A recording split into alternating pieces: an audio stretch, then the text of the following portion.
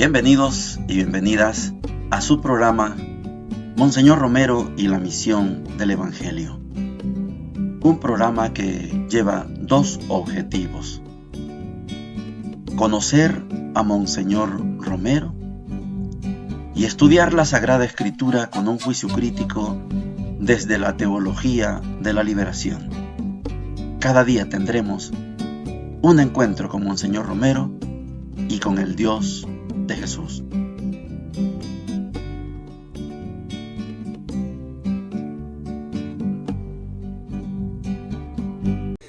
Hola, ¿qué tal? Este es su programa Monseñor Romero y la misión del Evangelio.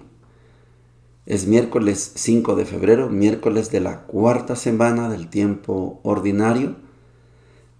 Miércoles ya de los últimos días para estudiar esta carta a los hebreos, y estamos avanzando en esta primera parte en la escucha de Monseñor Romero en esta homilía, la Iglesia de las Bienaventuranzas. Ya comenzamos ayer estudiando esta figura de el resto de Israel. Hay que tomar en cuenta que la homilía la tituló así, la Iglesia de las Bienaventuranzas, y está Monseñor Romero en la primera parte desarrollando el resto de Israel se prolonga en la Iglesia.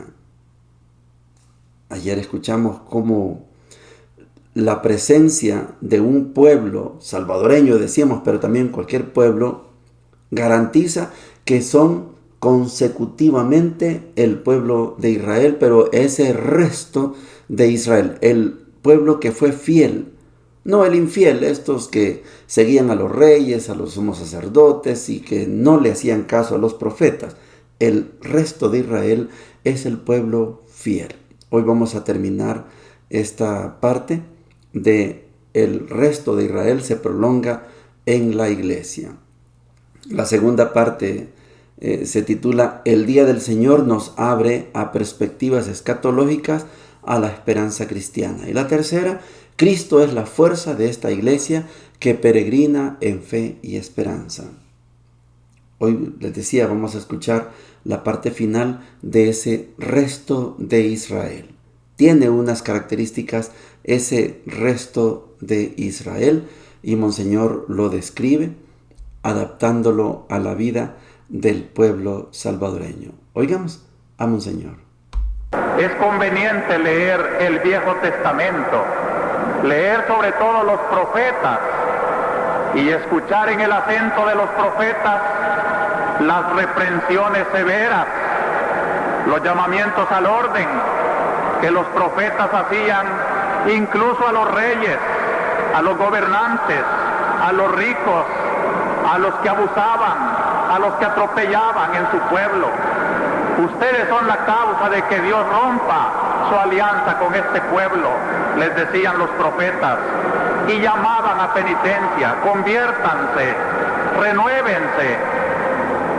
Es el grito que continúa en la Iglesia, el reclamo desde el deseo de ser fiel a Cristo para reclamar a quienes frágiles, sí, como todos nosotros, pero no hacen el esfuerzo de secundar el llamamiento de la santidad, sino que se hacen idólatras del dinero, del poder, de las cosas de la tierra.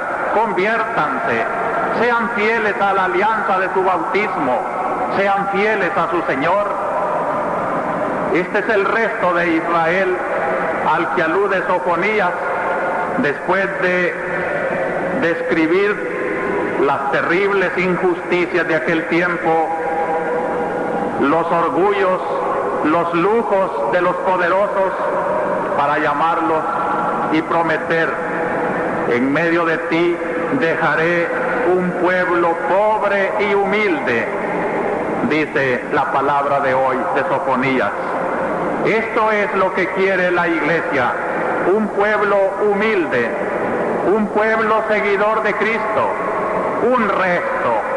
Hermanos, no son las grandes muchedumbres, las que nos deben entusiasmar, sino la autenticidad, la calidad de los cristianos, la sinceridad de buscar a Cristo. Por eso me alegra que en estas horas en que es difícil ser fiel a Cristo, haya muchos cristianos en la arquidiócesis, en la ciudad, en el campo, en todas las categorías. Pero aquí se conoce pues quién es fiel, quién pertenece a ese resto de fidelidad. Que mi llamamiento pues en nombre de Jesucristo llegue a los corazones y todos queramos no ser impecables, no ser ángeles de la tierra.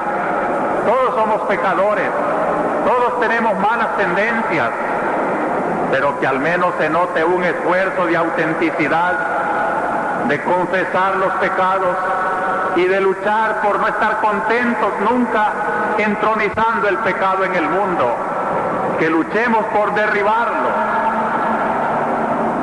llámese egoísmos, orgullos, vanidades, etc. El esfuerzo de un resto de Israel es no estar contento con la mediocridad del pueblo, sino ser verdaderamente un pueblo pobre y humilde. Ya vamos a explicar el sentido de esas palabras. Pero antes, hermanos, yo quiero leerles una palabra de la encíclica Populorum Progressio para que vean lo que el Papa describe como ruina del espíritu de avaricia que va contra el espíritu de pobreza. Es legítimo el deseo de lo necesario y el trabajar para conseguirlo es un deber, pero la adquisición de los bienes temporales puede conducir a la codicia, al deseo de tener cada vez más y a la tentación de acrecentar el propio poder. La avaricia de las personas, de las familias y de las naciones puede apoderarse lo mismo de los más desprovistos que de los más ricos. Tengamos en cuenta esto, hermanos. El espíritu de avaricia puede ser también el espíritu de los que llamamos pobres, pero que no son pobres porque tienen el corazón apegado a la avaricia. De modo que puede hacer víctimas tanto en la clase desposeída como en la clase rica. Y lo que hace es suscitar en unos y en otros un materialismo sofocante. Así pues, continúa el Papa, el tener más, lo mismo para los pueblos que para las personas, no es el fin último.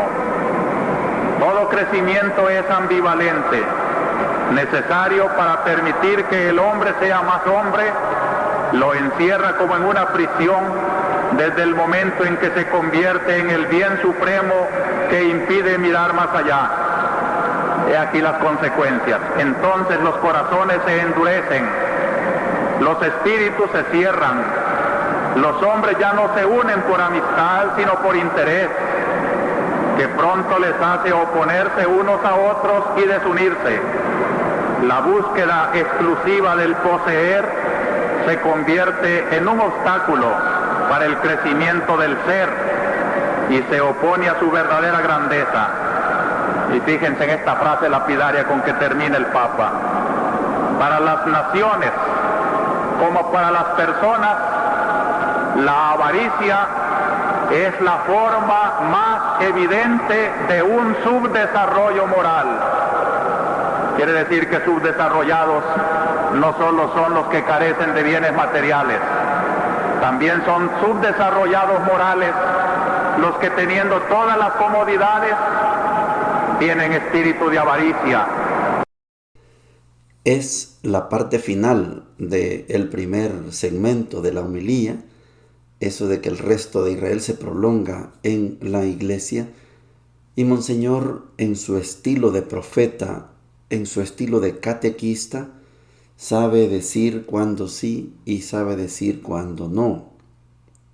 Basta con ser fiel de la arquidiócesis, no. ¿Basta con haber sido bautizado? No, no. Hay que tomar actitudes para pertenecer a ese resto de Israel. Para ser pueblo de Dios hay que tener unas actitudes. Por eso Monseñor cita al Papa en la Populorum Progressium, porque lo delicado de la vida ordinaria de cualquier persona, de cualquier pueblo, es no distinguir cuándo hay progreso y cuándo no hay progreso. Lógicamente, uno va a un país X y mira que hay grandes edificios y pareciera que eso significa progreso. Grandes carreteras, eso no es progreso. Progreso es otra cosa. Progreso es qué tan cercano a Jesús estamos, qué tan persona somos. Por eso, a la hora que Monseñor está desarrollando esta ponencia, se hace la pregunta: ¿quién pertenece a el resto de Israel? ¿Quién forma este resto? Por eso dice él, no nos fijemos en las multitudes. Eso no dice mucho. Ojalá esas multitudes todas estuvieran convertidas, pero no es así el parámetro para poder calificar si un pueblo es pueblo. El Señor en algún momento define lo que significa pueblo y lo que significa masa. Y dice, con la masa se juega, el pueblo se hace respetar. Por eso la iglesia lo que busca en todo tiempo es que no vivamos en masa, sino que seamos pueblo y que seamos pueblo de Dios. Por eso pertenecer a este pueblo de Dios, a este resto de Israel, que somos los nuevos israelitas, el nuevo pueblo de Dios, es saber distinguirse por la vivencia que tengamos de Jesús. Tratar de ser como Jesús. No se trata de ser ángeles, dice Monseñor, no es esa la cosa. Todos estamos en un proceso de conversión, pero no ser masa, sino convertirnos en pueblo. Y la palabra más malcriada que puede afectar a un pueblo para que se convierta en masa es la avaricia. Por eso el progreso de los pueblos no se mide por cuántas cosas tenemos, eso es avaricia. Se mide por la calidad de persona que somos. Entonces puede haber una persona con avaricia, un pueblo, una nación con avaricia. Lo mismo, en la misma categoría. Somos avaros. Y si somos avaros, somos masa, no somos pueblo. Esto es fundamental. La parte final de esta cita de Populorum Progressium dice, para las naciones como para las personas, la avaricia es la forma más evidente de un subdesarrollo moral. Si hay avaricia, somos subdesarrollados, no somos desarrollados. Esta es la parte final de este primer segmento de la homilía que se titulaba El resto de Israel se prolonga en la iglesia. Allá había un resto de Israel, aquí está un resto de Israel. Las lecturas para hoy, le estamos dando ya la última retocada, la última estudiada a la carta a los Hebreos. Es después de haber tenido varias semanas, son 3 semanas y esta es la 4ª semana de estudio de la carta a los Hebreos. Creo que hay muchos elementos que ya han quedado grabados en usted y en mí para poder definir la importancia que tiene el cristianismo sobre el resto de la Biblia, que es el Antiguo Testamento. Hebreos 12, del 4 al 7 y del 11 al 15 dice lo siguiente. Hermanos, todavía no han llegado a la sangre en su pelea contra el pecado y han olvidado la exhortación paternal que les dieron. Hijo mío, no rechaces la corrección del Señor, ni te desanimes por su reprensión, porque el Señor reprende a los que ama y castiga a sus hijos preferidos. Soporten la prueba para su corrección, Porque Dios los trata como a hijos, pues, ¿qué padre no corrige a sus hijos? Ninguna corrección resulta agradable en el momento, sino que duele. Pero luego produce fruto apacible de justicia a los ejercitados en ella. Por esto, fortalezcan las manos débiles, robustezcan las rodillas vacilantes y caminen por una senda llana. Así, el pie cojo no se retuerce, sino que se cura. Busquen la paz con todos y la santificación sin la cual nadie verá al Señor.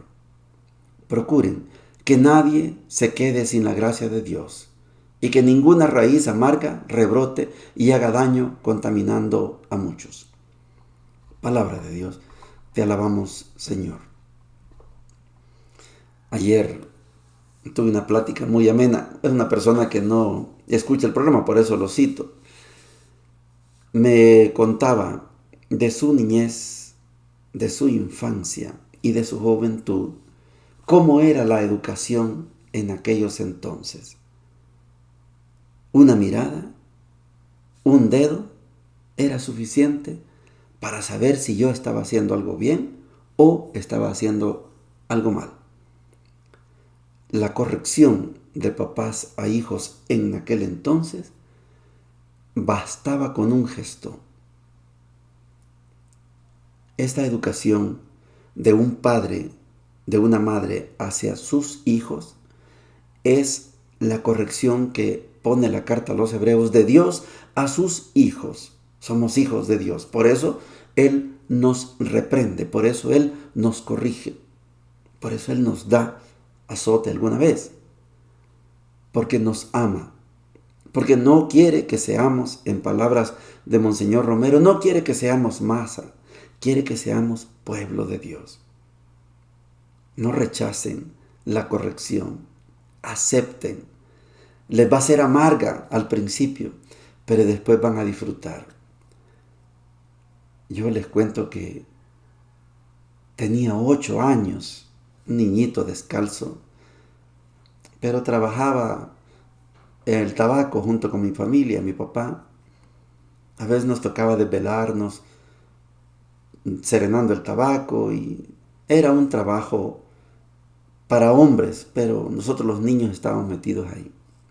A los 8 años, 31 de diciembre, para amanecer 1 de enero,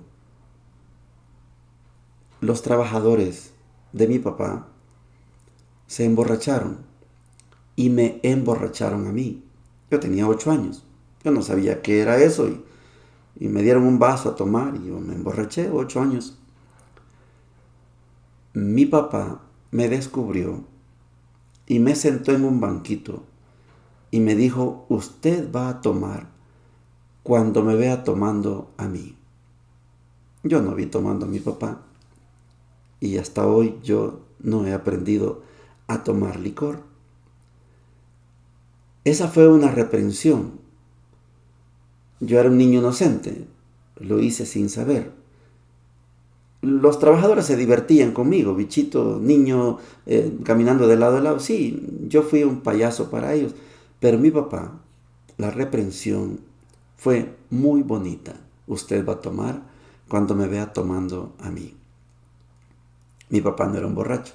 No digo que no tomó, pero no era un borracho.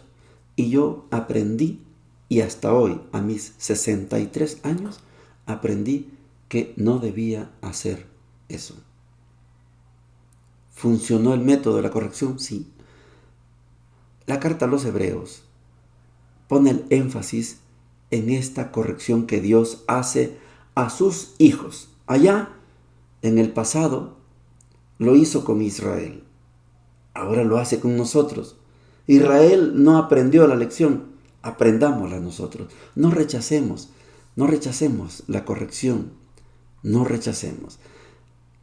¿Qué padre no corrige a sus hijos? Si los ama, los corrige. Si no los ama, los deja que sean lo que sea. Pero si los ama, los corrige. La corrección al principio es amarga, pero de eso se vive después. Yo soy un ejemplo de eso. Yo esperaba gran castigada, una cinchaseada. Sí, esperaba que me pegara mi papá. No, solo me sentó y me dijo, usted va a tomar el día que me vea tomando a mí. La corrección es fundamental para que el mundo viva en paz. Si no hay corrección de parte de Dios, si no aceptamos la corrección, entonces estamos condenados a vivir sin paz. Busquen la paz con todos y la santificación, sin la cual nadie verá al Señor. Paz y santificación. Procuren que nadie se quede sin la gracia de Dios y que ninguna raíz amarga rebrote y haga daño contaminando a muchos. La paz, santificación y gracia de Dios. Pero para esto tenemos que aceptar la corrección de Dios. Dios, si nos corrige, es porque nos ama. Vamos al Evangelio de hoy. Un contraste con lo de ayer, lo vamos a ir estudiando. Marcos 6, capítulo 6, versículos del 1 al 6, dice lo siguiente. Jesús salió de ahí y se dirigió a su pueblo seguido de sus discípulos. Cuando llegó el sábado, comenzó a enseñar en la sinagoga y la multitud que lo escuchaba estaba asombrada y decía, ¿de dónde saca todo esto? ¿Qué sabiduría es esa que le ha sido dada y esos grandes milagros que se realizan por sus signos, por sus manos? ¿No es acaso el carpintero, el hijo de María, hermano de Santiago, de José, de Judas y de Simón? ¿Y sus hermanas no viven aquí entre nosotros? Y Jesús era para ellos un motivo de escándalo. Por eso les dijo, un profeta es despreciado solamente en su pueblo, en su familia y en su casa. Y no pudo hacer allí ningún milagro fuera de curar a unos pocos enfermos imponiéndole las manos. Y él se asombraba de su falta de fe. Jesús recorría las poblaciones de los alrededores enseñando a la gente. Palabra del Señor, gloria y honor a ti, Señor Jesús. Qué contraste en el tema de la fe. ¿Cuánta fe encontró en Jairo, el jefe de la sinagoga? ¿Cuánta fe había en aquella muchacha, señora, que llevaba 12 años sufriendo una hemorragia? Y aquí no hay fe. Este pasaje, esta pericopa, tiene su paralelo en Lucas 4, 16 al 30, que es el que estamos estudiando los domingos. Note usted que el texto primitivo, el original, es este. Marcos fue el primer evangelio en ser escrito. De aquí aprendió Lucas y le hizo algunos acomodos. Allá Lucas, en el capítulo 4, desarrolla Jesús su plan de gobierno, su plan de trabajo como hijo de Dios. Aquí, en Marcos, solamente es un pasaje, solamente es un momento. Llegó al pueblo donde se había criado y en vez de estar contentos por todo lo que él anda haciendo, están preguntando, ¿y este quién es? ¿De dónde saca esta sabiduría? ¿No es este el hijo de María? ¿Y no están aquí sus hermanos y sus hermanas? ¿No están aquí con nosotros? Y Jesús se extraña que no haya fe. Un profeta, él se llama profeta, un profeta solamente despreciado en su tierra, en su familia, en su casa. Si yo soy profeta, deberían estar contentos, pero no están contentos. Están dudando. Es lo triste de una persona que procura ser profeta y el pueblo no lo acepta, no lo recibe como profeta. ¿Y vos quién sos? ¿Y qué me vas a decir vos? Y el profeta es bien visto en otros lugares, menos en su tierra. El pasaje que tenemos hoy de Marcos capítulo 6, cuando lo comparamos con el de Lucas, allá cuando Jesús dice, hoy se ha cumplido esto que acaban de escuchar, de momento lo aplaudía. Pero cuando señala, me dirán, médico, cúrate a ti mismo. Esto es Lucas. Y entonces empieza la discusión. Un profeta solo es despreciado en su tierra. Como él se llama profeta, allá en Lucas, lo quieren matar. Lo llevan a un barranco, a una altura, para poderlo tirar de cabeza fuera de la ciudad. Y Jesús se abre paso en medio de ellos y sigue su camino. En Marcos, como solo es un pasaje, lo que importa aquí es el contraste. ¿Cuánta fe había aquí y qué poquita fe hay ahora? Por eso no hace más que un par de curación, porque aquí no hay fe. Allá había demasiada fe. El papá de la niña, esa que estaba muriendo y al final murió, y que Jesús le devuelve la vida, y la muchacha que con solo tocar el manto, un pedacito de manto, ella sabía que iba a quedar curada. ¿Cuánta fe hay aquí? Qué desgracia que aquí no tengamos fe. Si hay bastante fe, hay bastantes milagros. Si hay poquita fe, hay poquitos milagros. Solo curó unos cuantos imponiéndole las manos. Jesús quisiera, en Marcos, quisiera hacer más. Pero como estamos en los evangelios sinópticos, todo depende de nuestra fe. Hay bastante fe, hay bastantes milagros. ¿Por qué no suceden milagros en nuestras vidas? Porque no hay fe, según el Evangelio de Marcos. Si hubiera más fe, habría más milagros. Se asombraba Jesús de su falta de fe. Y la parte final, Jesús recorría las poblaciones de los alrededores enseñando a la gente. La finalidad del Evangelio de Marcos es presentar a Jesús como el Hijo de Dios y que solamente unos pocos lo reconocen. Hemos estudiado cómo el demonio, no la persona, el demonio reconoce a Jesús como el Hijo de Dios, del Dios Altísimo. ¿Qué quieres de nosotros? Los demonios. Ellos sí saben que Jesús es el Hijo de Dios. Los apóstoles, los 12, no.